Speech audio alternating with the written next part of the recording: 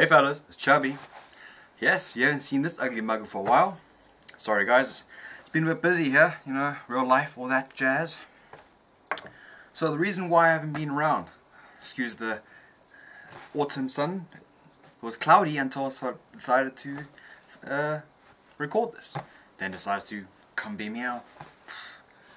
But yeah, the reason why is that recently at my place of work where I make the cash to make the beer, I have changed positions. So I was the marketing, web and IT fella, but now I have changed over to the dispatch and courier.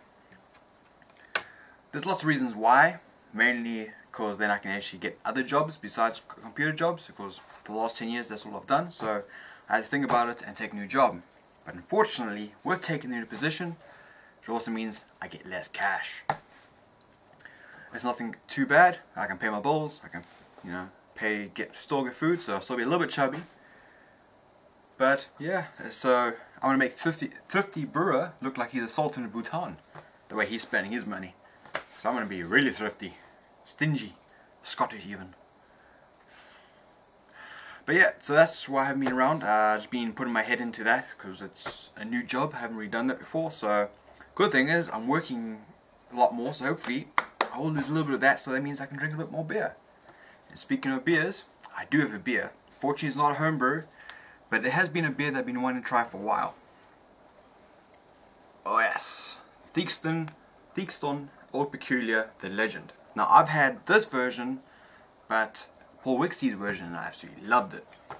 So let's try what the actual thing tastes like, shall we? Oh, it's carved, so that's good. No explosions, even better. Ooh, that smells good.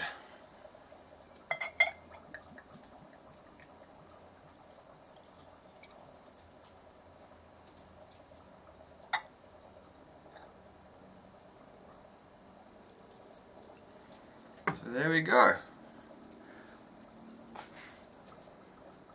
Nice and malty, a little bit marmitey. Smells good. Nice reddish hue. Cheers, fellas.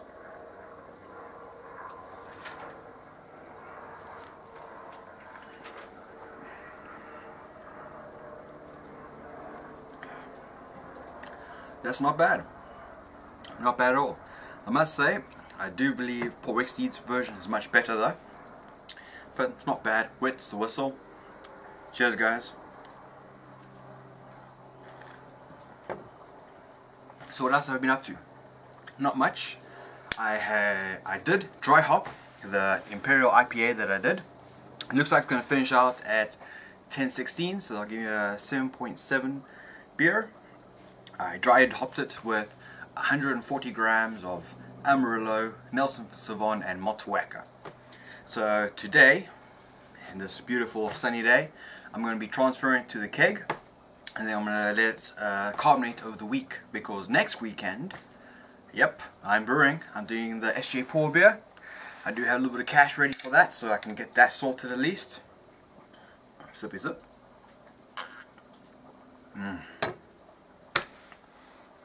So I'll be doing that next weekend, or if all goes to plan. So I'm still doing the porter, but I'm not doing a Baltic porter anymore, because since I couldn't get the efficiency I was hoping for on the IPA, I've changed it around to a robust porter, and I'm going to aim for about a 6% beer. Still going to be a rum and raisin, but it's going to be more of a spiced rum and raisin beer, but I'm looking forward to that. Just busy making some curry for tonight to go with some IPAs that Tube Dinos gave to us, so cheers to Tube Dinos. Shout outs to both Tube Dinos and Thrifty Brewer. There's my two shouts there. Both brilliant brewers, great guys, put excellent content out there, and just good fellas all around. So cheers to you guys.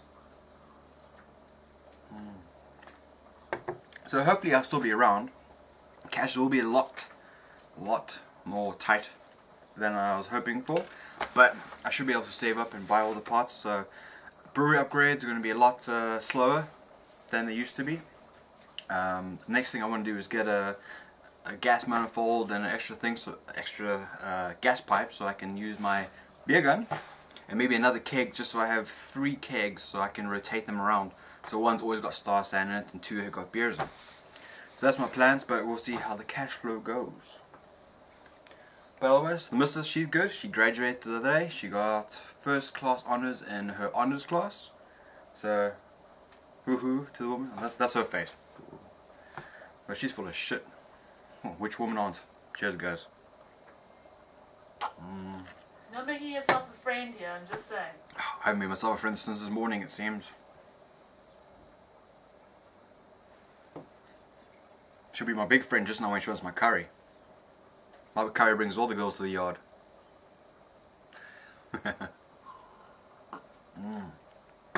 Sorry about the lighting, it's going to be a bit shit and contrasty and shit.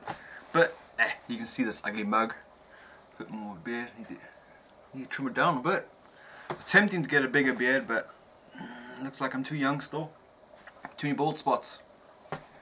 But yeah, so I will I'll put some parts on of me transferring the beer, the double IPA to the keg. Excuse me, and I might do a little twee taster.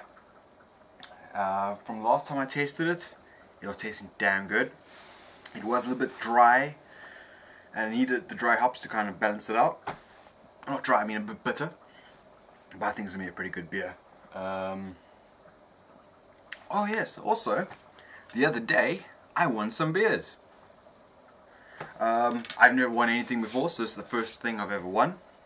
There's a brewery out here called Black Sands. There's my memory bank helping out there. Black Sands Brewery, based out in West Auckland. And I won a 6-pack of beers for them. I wasn't going to collect it this weekend, but unfortunately they're having a bit of issues with their brewery, so they asked if I can wait a bit, which is fine with me. And what I'm going to also do is give them one of my beers. I'm going to give them a bottle of the Bounty Island IPA and just get some feedback from a professional brewer, you could say. Well, the more feedback I can get, the better I can make the beer. So that's one of the last few bottles of that, so I'm going to have to re-brew that at some point. I'd like to thank Grant Baker for his generous review of the Bounty Island IPA. I'm glad you like it, dude. I still need to tweak it a little bit. The last time I left it too long and too much hops, so there was a bit of harshness when I first drank it. It's definitely mellowed out and got really good now. So I kind of gave these beers to you guys at the peak. So Paul, let me know what you think. I much appreciate you giving me your thoughts. And Paul, the beer that you drank, that was the Mrs.'s Deep Pockets Bitter, which she did not like, which I then converted to my Pale Death Ale. I hope you got all that. I'm not saying it again. But yes, thanks. So I'm going to get off here. I'll add some stuff on after this. And remember guys, keep it epic. Keep it metal. Drink beer. Oh, beer.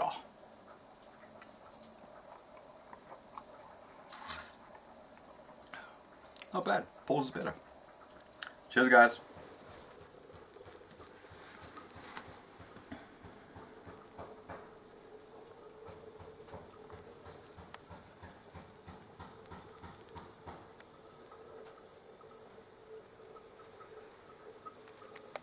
Ooh, fancy camera angles. So there it is guys. You can see a bit of it starting to separate out, but I need to keg it because I need to use the fermentation next week. So it's coming out pretty clear. Right now it's pretty cold, but I think that's it. It's coming out pretty nice and clear, that is. Oh yes. But I have taken, excuse the dirty dishes, a sample. You can see it's clearing up pretty nice. So I can check the gravity sample. I'm trying the bubbles.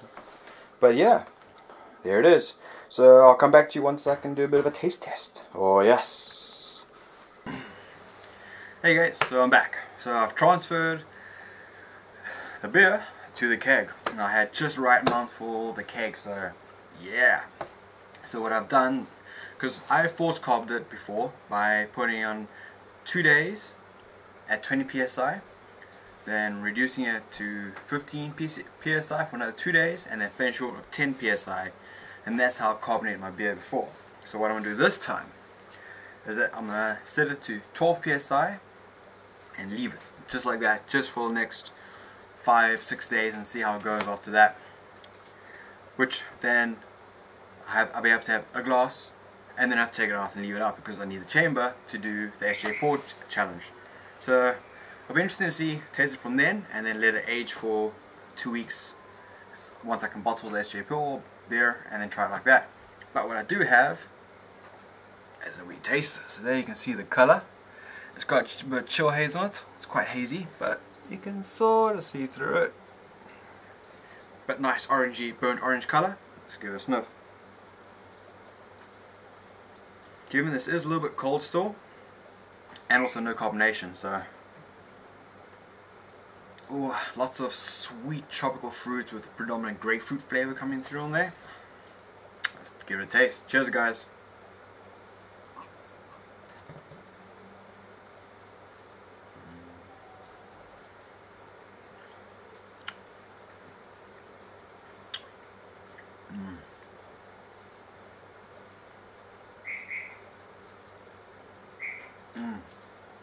Oh, fantastic beer. Really, it is 7.7, so when I tried it before the dry hopping, the alcohol was quite up in your face and very strong. The dry hopping has balanced that off. The bitterness before the dry hopping also was quite predominant and kind of overtook everything, but the dry hopping has added that nice sweetness from the Motueka that's kind of balanced it out, so it's really nice and balanced. This with a curry, oh, hands down, be fantastic. There's a bit of a oxidation in it because I want to try and get the brain fart gravy sample. I was trying to get all the bubbles out, so I had to add in some air into it. So there's a bit of oxidation in there. You can taste it slightly.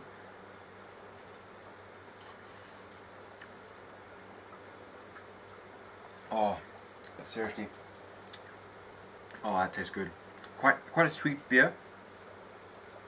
Oh, but I think that's from the Motueka hops. I always found that with the Motueka that you get quite a sweet beer afterwards. But oh, this carved up with a good carbonation level, just pushing in those hop aromas in your face. Oh, so good. I'll hopefully try and get everything sorted so I can try and send some out to some people. But yeah, cheers, guys. Thanks for watching. Hope you have a good week. And as I said previously, keep it epic, keep it metal, drink beer. Fucking good beer. Oh, that's good. Oh, this beer shit. You won't want any of that. Cheers, guys.